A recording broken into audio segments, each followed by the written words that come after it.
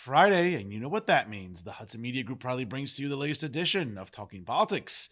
And certainly, I am the generational talent in Garden State Media, and you're a leader for trustworthy opinion journalism. That's right, folks. It's me, Fernando Uribe. Hope you're all doing well here as we're wrapping up the month of February. Hopefully, warmer days are ahead, and hopefully, spring will be here before you know it. Of course, there's always a lot to discuss. So let's get started. Here's what I'm thinking about right now.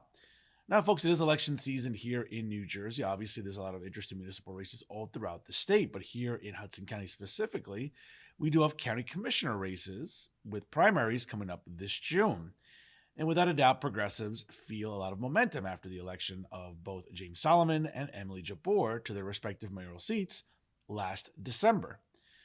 But of course, whether it's Democratic Socialists, progressives, or even anti-establishment Democrats, yep, they're all going to be going for multiple seats this June, and especially without a county line, everyone feels empowered and everyone feels they have a puncher's chance during a primary election.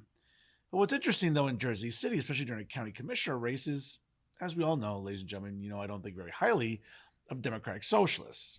These are people that don't understand biology or economics or anything else, and when they lift a virtue signal, they don't exactly come at you with realistic policy perspectives.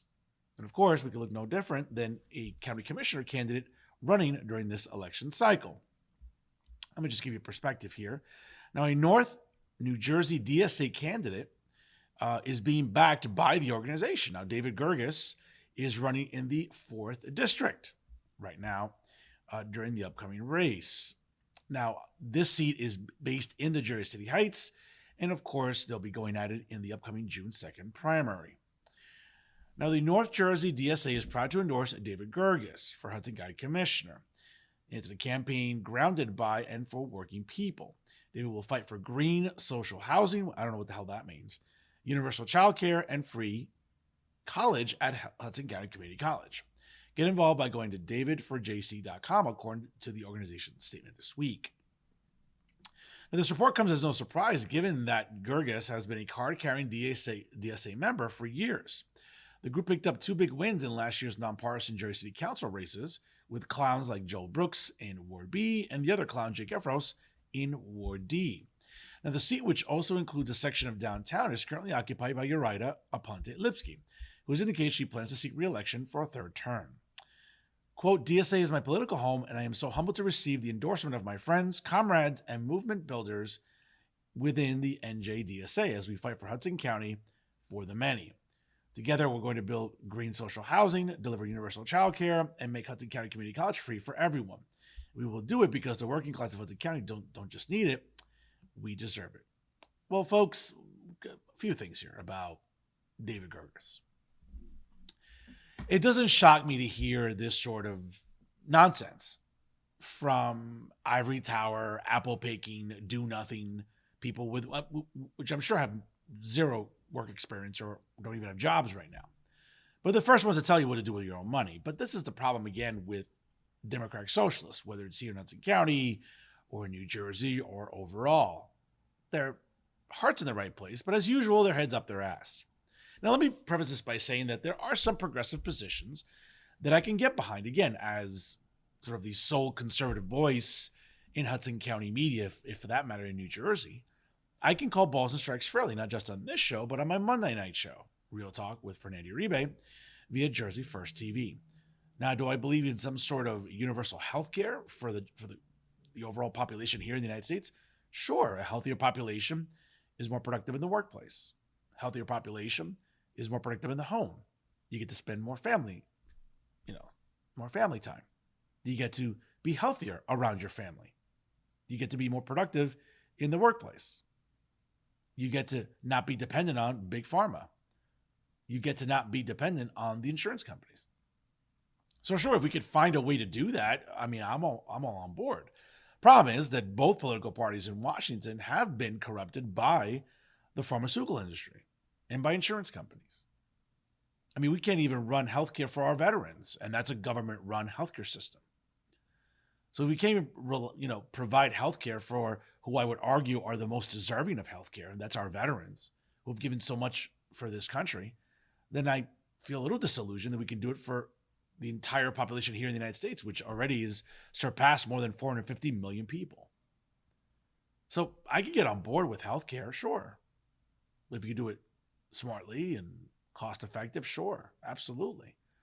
Because as I said earlier, a healthier population is good for everybody.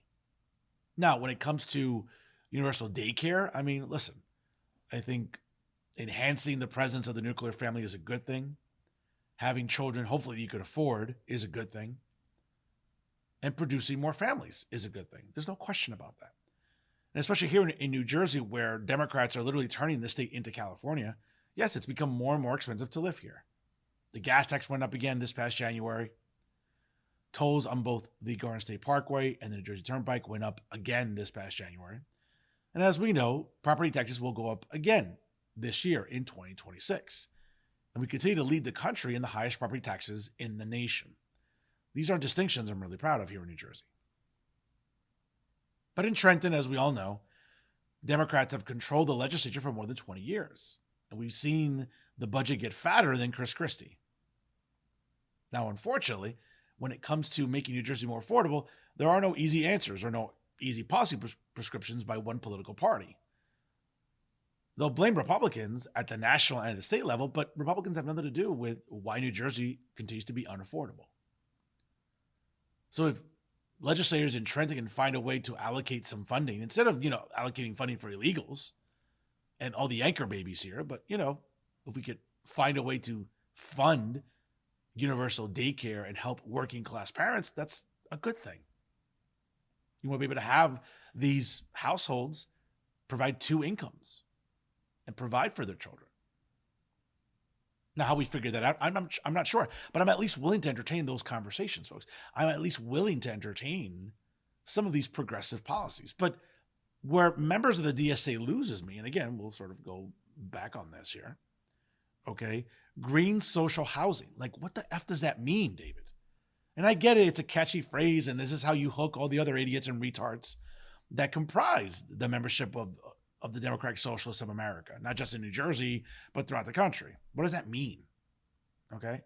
Or free tuition at Hudson County Community College. I mean, how do you do that without raising taxes? How do you do that without raising property? How do you do that without county commissioners having to, at some point, raise a tax in Hudson County, whether it's raise the sales tax or raise other taxes? See, folks, again, David reminds me of the typical progressive. Yeah, they have all these great ideas, but at the end of the day, how do we all pay for it?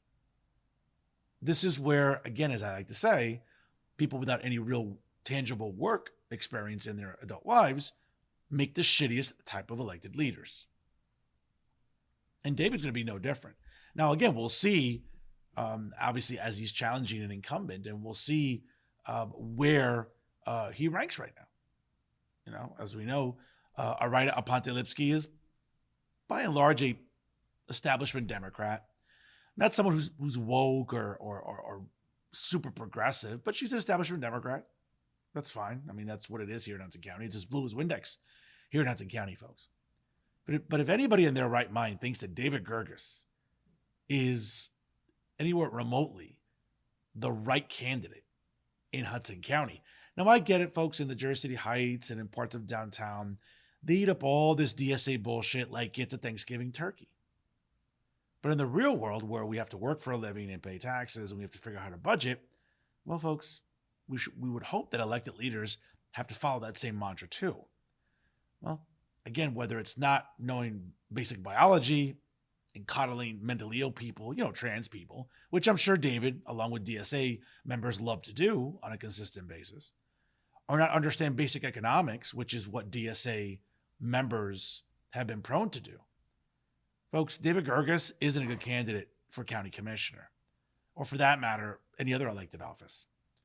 Now, again, it's kind of early on in Jersey City, and, we're looking at people like Joel Brooks and Jake Efros as they're great at virtue signaling. They're great at grandstanding. They're great at pontificating all the woke bullshit. But when we sort of like shave the apple down, are they really competent in what they're doing? We'll find out in the coming weeks and months ahead, as we all know the city council in Jersey City has to put forward a budget with a $250 million deficit. How that gets fixed, well, more on that later. But certainly, folks, Do we need more DSA candidates being elected to office? Yeah, I'll pass on that. I think I'd rather drink my own urine than have to endure DSA members being elected to political office anytime soon here in Hudson County. And that's what I'm thinking about right now. And now some local stories for your consideration. And once again, a special thank you to a fellow Rutgers alumnus and a member of the Pinnacle, along with being the distinguished editor and publisher of the Hudson County View, John Hines, for his reporting on this story.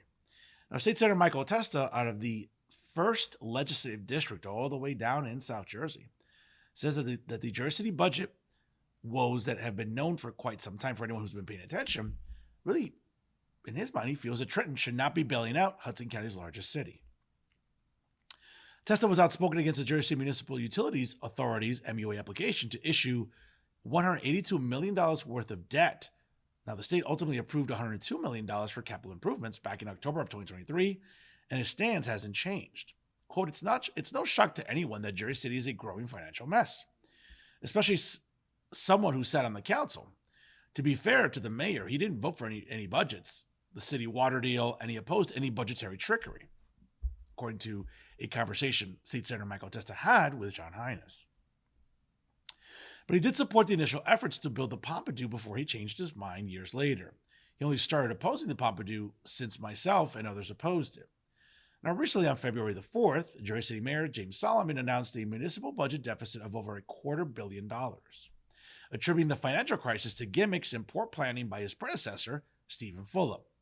Now, at that same press conference, Solomon declared that the Center X Pompidou project was not moving forward. As Testa noted, Solomon supported the initial version of the Pompidou rolled out in June of 2021, but was against the latest incarnation that included a 30-year tax break to the KRE group. Now, with all that in mind, the 3-term Republican state senator said the facts do not support a state bailout of New Jersey's second largest city in his eyes. Quote, if I were to get a formal request, I would say no. Now, this mayor campaigned on a bunch of promises he knew or should have known were impossible to fulfill. Governor Sherrill is facing a $4 billion structural deficit, and this is not the time for the city, who proclaims to be doing so well, to get major assistance. This isn't the time for them to be asking for a bailout. This isn't a time I could support the taxpayers of the state doing a bailout for Jersey City. It's a smack in the face for the taxpayers of New Jersey. Now, while Testa's district includes municipalities in Atlantic and Cumberland counties, he also noted that he has supported pieces of legislation to help cities up north, such as State Senator Raj Mukherjee out of the 32nd Legislative District, to enhance payroll tax collections in both Newark and in Jersey City. Jersey spokesman Nathaniel Steyer said Solomon often spoke out against the prior administration's spending, and they will work hard to garner support in Trenton. Quote, Mayor Solomon has always been a frequent and early voice calling out the fiscal irresponsibility of the previous mayoral administration. Upon taking office, he put together an aggressive plan to confront the reality of this budget and to put forth real-world solutions, like spending $30 million less on healthcare by switching providers. Quote, Mayor Solomon will work with any member of the Assembly or State Senate who similarly prioritizes good governance, fiscal responsibility, and stability in Jersey City. We hope State Senator Testa is able to look beyond a narrow partisan worldview and work with us to ensure New Jersey's economic engine continues to benefit the entire state. The current partisan split in the State Senate is heavily favored for Democrats, as there are 25 Democrats to only 15 Republicans. So, folks, it's very likely that if it comes to a vote on the state Senate floor, that Democrats will tend to support Democrats. Now, it'll be interesting whether or not Jersey City receives anywhere near what they're looking for. And in some cases, some are advocating for nearly $100 million in Jersey City. That's a tall order. And I applaud Michael Testa. As a matter of fact, I've interviewed State Senator Michael Testa multiple times on my other program, Real Talk with Fernando Uribe on Jersey First TV, which, by the way, you can check out anytime you want, folks, at jerseyfirst.org/TV. Now, State Senator Michael Testa is a fiscal conservative like yours truly. But I'm not a fan of my tax dollars going to bail out any municipality, much less a municipality like Jersey City, where, let's be honest, folks, Stephen Fulop ran it into the ground. And it's no surprise he's working with another guy that's looking to run another city into the ground, as we all know, across the river, in Zoran Mamdani. Now, we'll find out what happens in Jersey City. And again, I've said this on the program multiple times. I want to see James Solomon succeed. The last thing I want to do, or even hope for, is for Jersey City to enter some sort of fiscal cliff. I don't want that. I have way too many friends that live in Jersey City. I don't want that burden passed on to them as taxpayers and homeowners. I certainly want to see Jersey City thrive. And I have a feeling it can with James Solomon as the mayor. Now, I'm not sure based on some of the people on the city council that are trying to support him, whether or not they'll, go along with it. Well, we'll find out. We have a lot let's be honest, folks, we have a lot of economic illiterates on the city council. I'm not going to name names, but if you watch this show enough, you'll know who I'm referring to. But what's interesting, though, is how much support will James Solomon get in Trenton within the state Senate and the state assembly? As we all know, folks, New Jersey has essentially become California. It's a one-party state with a one-party rule. But at some point, will legislators in Trenton create a staunch division or sort of a line in the sand and say, you know what?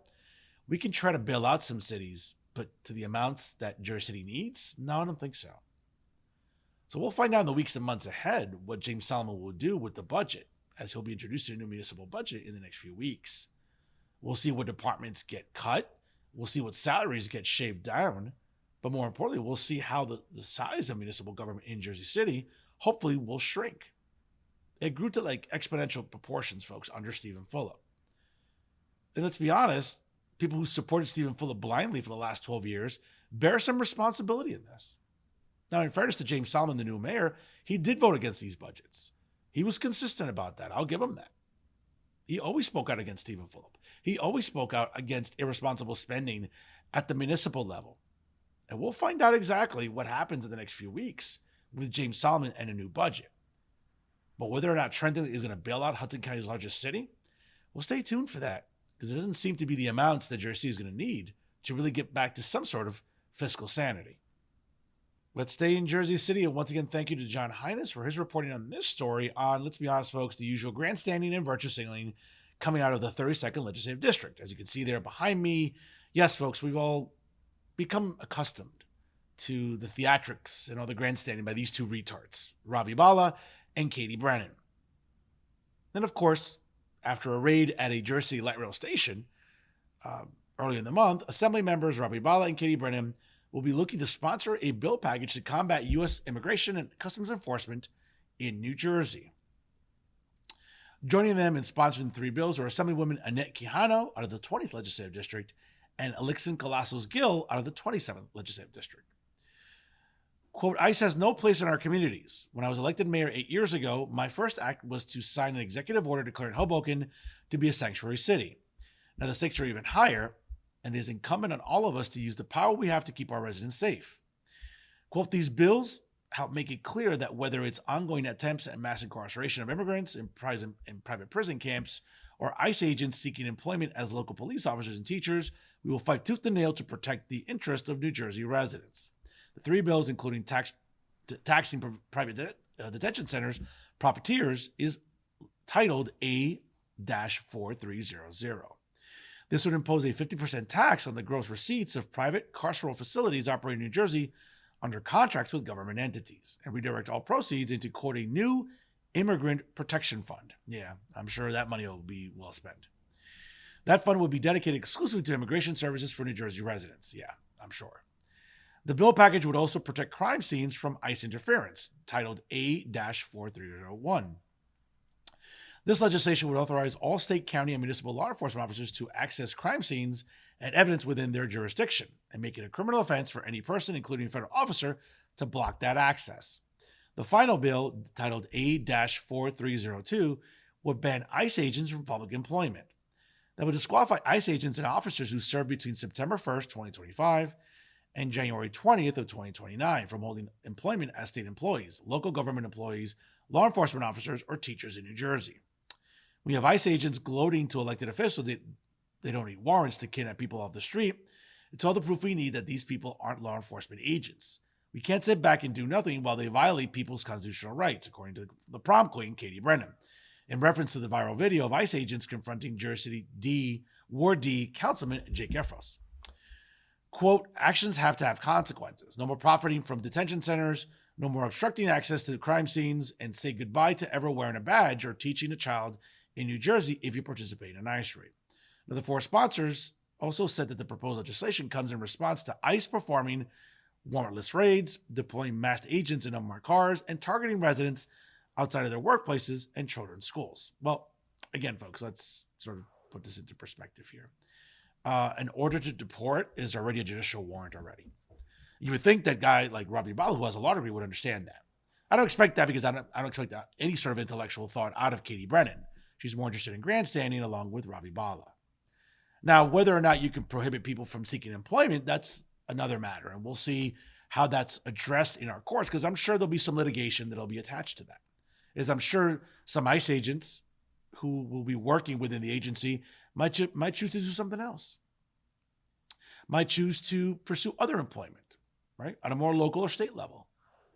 How are you going to deny people from employment like that when they have a clean criminal record and they check off all the requirements for said jobs is going to be interesting. And to Ravi and Katie, I mean, again, folks, nothing should surprise you with these two retards, because let's be fair, all they do is live to grandstand. Okay. Have they even set up office hours yet? Is there even an office for constituent services? Like, they're great at holding rallies and looking like outright idiots in the freezing cold with their signs and virtue signaling. Now, there are other elected officials in Hudson County who are talking to residents every single day. They're helping to provide for residents. They're helping to provide some sort of resources for residents. I say it all the time, folks. Union City Mayor and State Senator Brian Sack does that. He meets with hundreds of constituents a day. He's not just out there for photo ops like Katie Brennan and Ravi Balla are, like he's actually doing. And State Senator Stack understands you can't impede or obstruct federal law enforcement. Now, Ravi Balla and Katie Brennan maybe fail to know that, or I don't know. Now, how far these bills will go in the state legislature, well, that remains to be seen. Because at some point, folks, common sense has to prevail here. But then again, when we're dealing about common sense, I mean, Ravi Balla and Katie Brennan, yeah, those two clowns, they never come to mind. Staying in Jersey City and within the 8th Congressional District, to no one's surprise, Newark Mayor Ross Baraka has come out to support and endorse the U.S. Representative in the 8th Congressional District, Rob Menendez. Thank you again to John Hines, the editor of the Hudson County View, for his reporting on this story. Citing support back when he was arrested in front of Delaney Hall last summer, Newark Mayor Ross Baraka is indeed backing U.S. Representative Rob Menendez for a third term in the upcoming June 2nd primary. Quote, "The fight we are in against Trump's agenda of chaos and cruelty is the fight of our lives. And I am proud to stand shoulder to shoulder with Rob in this critical moment in our nation's history. When we were confronted at Delaney Hall by armed ICE and HSI agents, simply because we were standing up for our communities, we stood in the breach together. And he has always been there with us, from protecting our communities to delivering critical federal funding to Newark. He doesn't just talk about doing the hard work of representing Newark, he actually does it. I know that there is no stronger fighter for our district, which is why I'm endorsing him for re-election to the House of Representatives." Now, the Brick City mayor faced federal trespassing charges from U.S. Attorney's Office back on May 9th of 2025 during this incident, but they were dropped just 10 days after a federal judge lashed out at the prosecutors responsible for handling the case. Since then, Menendez has been a vocal adversary of ICE in Washington, D.C. and in Hudson County. Just recently over the weekend, going toe-to-toe with an ICE official over two men getting arrested outside of a church in Union City, which, by the way, folks, was a joint effort between ICE and DEA. So before anyone wants to start menstruating about what happened, that's what led to the arrest. Quote, "We are living in a moment that requires us to act with the urgency needed to protect our communities. Mayor Baraka has not just led for a city of Newark. I mean, I'm not sure how. I mean, Newark's still a shithole, but, don't take my word for it. Don't just go to the Prudential Center or like the Ironbound section. No, just drive your car just 5 minutes north in any direction. Go north on Springfield Avenue.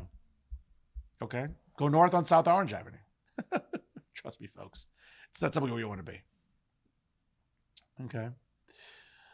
He has stood tall for all of us. When he was targeted by the Trump Department of Justice for doing his job at Delaney Hall, I was there with him. We all remember that visual, folks, him there with Ross Baraka, and of course, that very deceptive strength that Rob Menendez has in holding back that big behemoth, LaMonica MacGyver, the U.S. representative out of the 10th Congressional District. I was there with him because there's nothing more important than standing up together for our neighbors. And I will always stand alongside Mayor Baraka and the people of Newark, whether it is to hold the Trump administration accountable or to ensure Newark has every resource it needs to continue its upward trajectory. I am grateful for Mayor Baraka's support For being a true friend and partner in doing the work for fighting for every single family we share the honor of representing in Newark. Now, the incumbent now has the backing of two notable progressive leaders in the Garden State, between U.S. Senator Andy Kim and Baraka, as well as solidifying the support of the Hudson County Democrat organization. He still faces a primary challenge in the form of former Jersey City Board of Education president and former mayoral candidate Musab Ali. Well, folks, as we all know, Musab Ali has a better chance of, I would say that the New York Mets have a better chance of winning the World Series this October than Musab Ali does of winning any sort of election in our collective lifetimes. Now, ego is a very powerful thing, and you would think that Musab Ali sees the writing on the wall and can read the room. If he's smart, he should run for a county commissioner seat, because that's more attainable at this time than running for a seat in the House of Representatives. Listen, there are some things I disagree with when it comes to Ron Menendez and policies. But there's no question Ron Menendez has rolled up his sleeves, he's gotten to work, and he's brought back federal dollars to the 8th Congressional District. So you won't ever hear a complaint out of me about Ron Menendez's work ethic. Some of his grandstanding and virtue signaling, I've told him to his face. I'm not the biggest fan of it. But I respect his work ethic. And that's something that Musab Ali clearly can't match. When it comes to endorsements, he can't match that either. Lastly, folks, hopefully warmer days are ahead. Hopefully you'll remember to put it on your calendars for Friday night, April the 17th, as I like to invite you to the world-famous Son Cubano located along the waterfront in West New York, New Jersey at 40-4 Riverwalk Place for the 2026 edition of Memories Matter to benefit Alzheimer's New Jersey. Now, I've been proud to volunteer with Alzheimer's New Jersey for some years now in trying to raise awareness about Alzheimer's and dementia in our community. It's a disease that's ravaging Hispanics, Blacks, and men and women of all economic backgrounds. So certainly on Friday night, April the 17th, we'll have great raffles during the evening. DJ Ziggy Roman will be providing excellent music throughout the entire night. And of course, I do want to thank the ownership, management, and the staff at Son Cubano for once again partnering with me to present Memories Matter to benefit Alzheimer's New Jersey. Folks, it's a great event, and I can't say enough. So save up some money. Trust me, there'll be great raffles, excellent networking opportunities, and most importantly, folks, we're only asking for $20 at the door as the suggested donation upon arriving. I'll be there with all my great co-hosts, and of course, folks, we'll be doing our part to raise awareness and, of course, to help Alzheimer's New Jersey in their fight to defeat Alzheimer's and dementia once and for all. So once again, ladies and gentlemen, mark on your calendars for Friday night, April the 17th, starting at 8 p.m. for Memories Matter to benefit Alzheimer's New Jersey. And that's our show for this week. Once again, folks, to check out all the excellent programming brought to you by the Hudson Media Group, please check out their YouTube page. And also make sure you like them on Facebook. Of course, follow them on Instagram and X. I can't say enough, ladies and gentlemen, what a privilege it is to be working with the great production staff here at the Hudson Media Group, and of course, to be working with the president and CEO, Patrick O'Melia, who I'm truly grateful for when it comes to his belief in my brand of fearless, independent opinion journalism, as we'll be celebrating 7 years here on the air with the Hudson Media Group coming up this April. Once again, ladies and gentlemen, always remember, if it's unbiased, unfiltered, and unafraid, it's always talking politics right here with the Hudson Media Group. I am the generational talent in Garden State Media and your leader for trustworthy opinion journalism right here in Hudson County. That's right, folks. It's me, Fernando Uribe. Enjoy your weekend. We appreciate you tuning in. And most importantly, folks, we appreciate your support of the Hudson Media Group, all the great programming here, which includes Hudson County View Live, certainly Stick at Night with Hudson County Commissioner Anthony Romano, and of course, all the great young men and women from North Bergen High School. Again, folks, we appreciate you tuning in here. Please party responsibly, and we'll see you next week here with the Hudson Media Group in a new edition of Talking Politics with Fernando Uribe. Take care.